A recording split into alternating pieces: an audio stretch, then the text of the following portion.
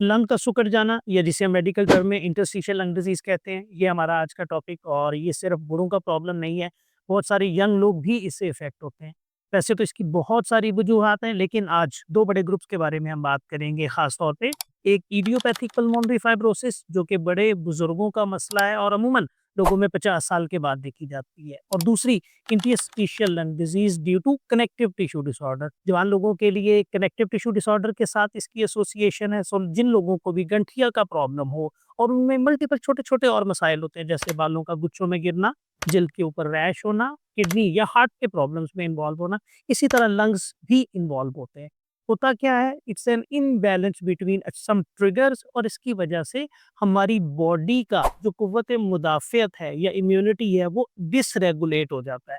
वो ख़राब किस्म का काम करना शुरू कर देता है। जैसे ही कोई बाहर से ट्रिगर आता है, तो वो अपने ही लंग्स की झिल्ली को डैमेज करना शुरू करता है। इसी तरह लंग्स सिकुड़ता चला जाता है और बॉडी उसको खोलने की कोशिश करती है, खाँसी-खाँसी, और ये एक मेजर सिम्पटम होती है।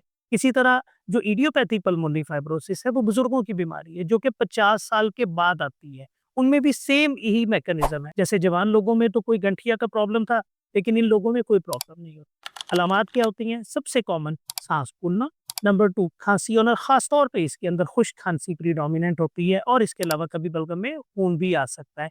होता क्या है, बहुत सारे बुजुर्ग कहते हैं कि मैंने अब काम नहीं करता, लेकिन वो अपने काउंटर पार्ट से आहिस्ता-आहिस्ता स्लो होते चले जाते हैं, जो कि पहली अलामत होती है कि उनकी जो साँस लेने की ताकत है वो कम हो गई है, ऑक्सीजन का कम होना।